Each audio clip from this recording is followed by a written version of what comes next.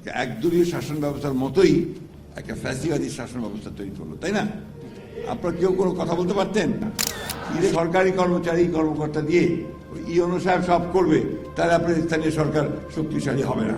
অর্থাৎ স্থানীয় সরকার যার প্রতিনিধি, চেয়ারম্যান, মেম্বার, তাদেরকে কিন্তু আপনার শক্তিশালী করতে হবে, যেটা আপনারা বলেছেন ক্ষমতায়ন করতে হবে। সেই ক্ষমতায়নটা হচ্ছে আপনাদেরকে শক্তিশালী করা, আপনাদের ক্ষমতা বৃদ্ধি করা, এবং এই পরে নির্বাচন হবে একেবারে নিরপেক্ষ। এখানে কোনো বিএনপি বলে বা জামাত ইসলাম বলে কোনো সুবিধা কেউ পাবে না।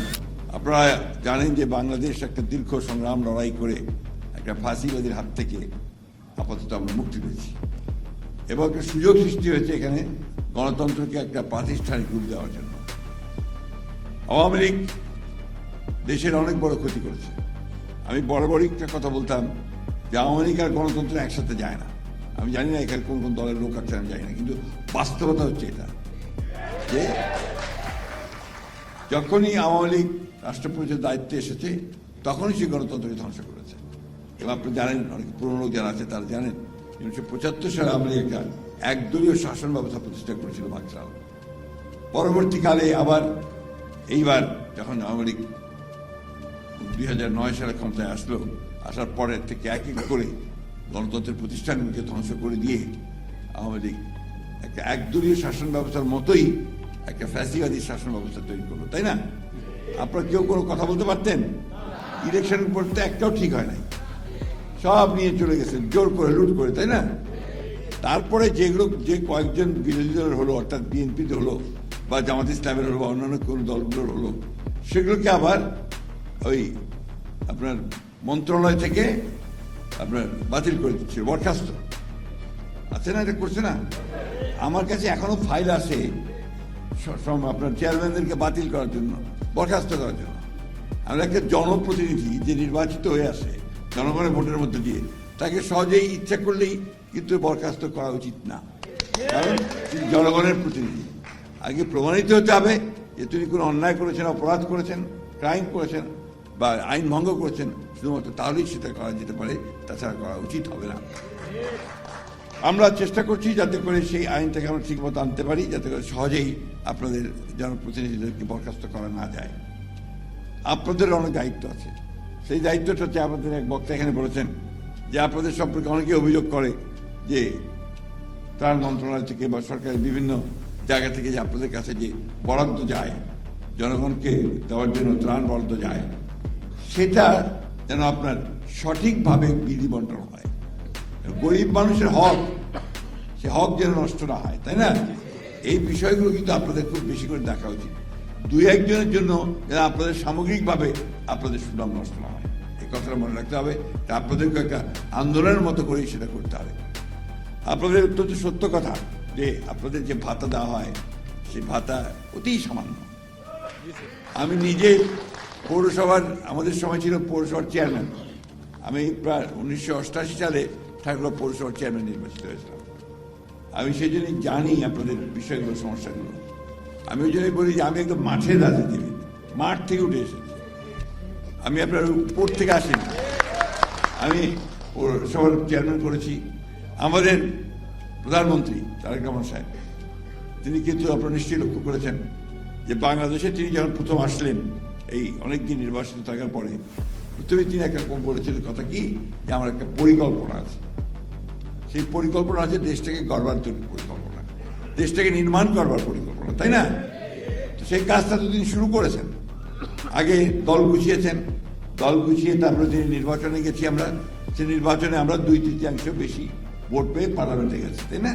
দিয়ে আমরা সরকার গঠন করেছি এবং তিনি তার কাজগুলো শুরু করেছেন। যে কমিটমেন্টগুলো তিনি নির্বাচনের পূর্বে করেছিলেন, এই যে আপনার ফ্যামিলি কার্ড, কৃষক কার্ড, ইমাম, পুরোহিত, মেম্বার তাদের ভাতা, খাল খনন কর্মসূচি, এই বিষয়গুলো কিন্তু আপনার একদম তৃণমূল, এই বিষয়গুলো একদম তৃণমূল পর্যায়ে, তাই না? এই কাজগুলো কিন্তু শুরু করেছেন।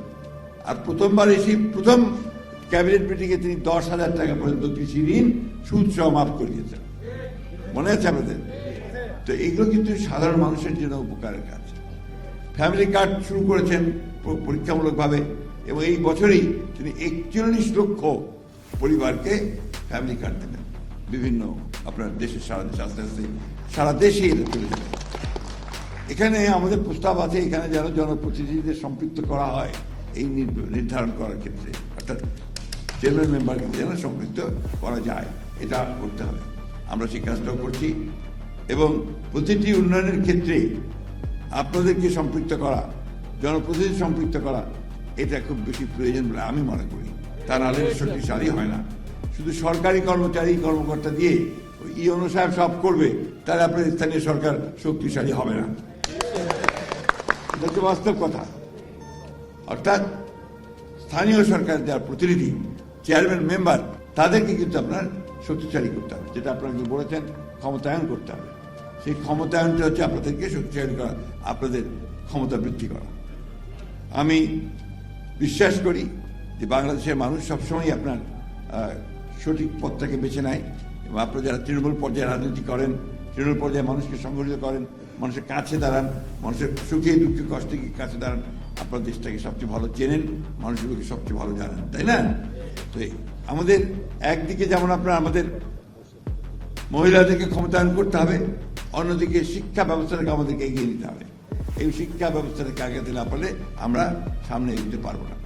আমাদের স্বাস্থ্য ব্যবস্থাকেও কিন্তু এই স্থানীয় সরকারের কাছে আনা দরকার, যাতে করে তারা তাদের ভূমিকা রাখতে পারেন, মানুষের স্বাস্থ্যের সেবার জন্য উন্নতি হয়, সেই ব্যবস্থা আমাদেরকে দেখতে হবে।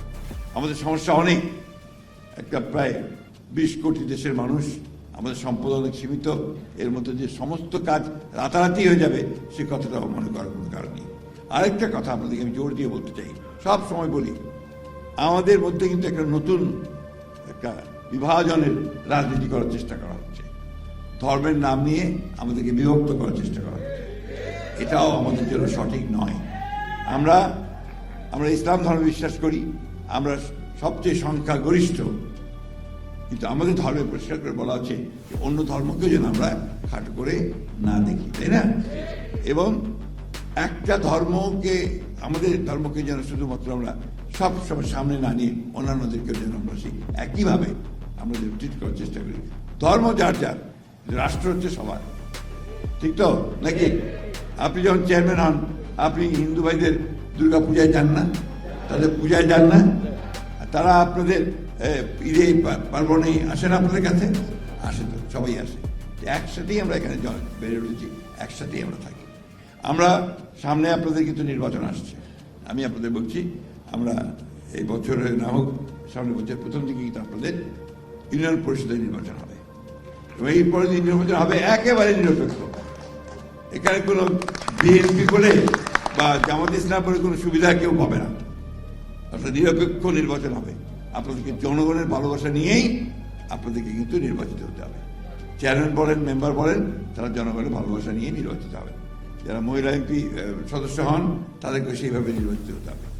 অর্থাৎ সত্যিকার অর্থে গণতন্ত্রের মূল ভিত্তি যেটা, যে একটা অবাধ, সুষ্ঠু, নিরপেক্ষ নির্বাচন হবে, সেই নির্বাচনে আপনারা নির্বাচিত হয়ে আসবেন। এই নির্বাচনটা হয়ে গেলে আমার একটা প্রস্তাব আছে, আপনারা সবাই যখন নির্বাচিত হবে যাবেন, তখন আপনারা একটা জাতীয় সংগঠন তৈরি করবেন আপনাদের মেম্বার চেম্বারদের, অর্থাৎ আপনার স্থানীয় সরকারের একটা জাতীয় সংগঠন। সেই সংগঠনে কনভেনশন করবেন, সেই কনভেনশনে আপনারা প্রধানমন্ত্রীকে দাওয়াত করে নিয়ে আসবেন। সেখানে প্রধানমন্ত্রী অবশ্যই আসবে আমাদের। আপনারা সঠিকভাবে যদি পথ চলেন, সংগঠনটাকে তৈরি করেন, সবাইকে নিয়ে যদি কাজ করেন, তাহলে দেখবেন যে আপনারা ভালো করতে পারবেন। আমি আপনার সঙ্গে আলাপ হয়েছে, আমি ওদেরকে পরামর্শ দিয়েছি যে প্রত্যেকটা বিভাগের প্রতিনিধিত্ব নিয়ে আপনাদের যে একটা অ্যাডহক কমিটি করবেন, সেই অ্যাডহক কমিটিটা যেন আপনারা তৈরি করেন, আমি বলবো এটা আপনারা তৈরি করবেন, তাহলে আপনাদের শক্তিশালী হবে সংগঠন। কাউকে বাদ দিয়ে নয়, যারা শক্তিশালী, তাদের জাতীয়তাবাদে বিশ্বাস করে, বাংলাদেশের স্বাধীনতা সংহতে বিশ্বাস করে, তাদেরকে নিয়েই আপনারা এই সংগঠন তৈরি করবেন। আপনারা আমাকে এখানে কথা বলার সুযোগ দিয়েছেন, সেজন্য আমি আপনাদেরকে আন্তরিক কৃতজ্ঞতা জানাচ্ছি। ইনশাআল্লাহ আমরা আপনাদের ট্রাস্টের কথা বলেছেন, ফান্ডের কথা বলেছেন, আমরা চেষ্টা করব যাতে করে আপনাদের এগুলো সঠিকভাবে আপনারা ব্যবহার করতে পারেন, সেই ব্যবস্থাটা আমরা অবশ্যই করব। আমরা লোকাল গভর্নমেন্টের থেকে আপনাদের এটুকু নিশ্চয়তা দিচ্ছি যে আমরা সঠিক পথে, ন্যায়ের পথে এবং আপনাদের উন্নয়নের জন্য আমরা কাজ করে যাব।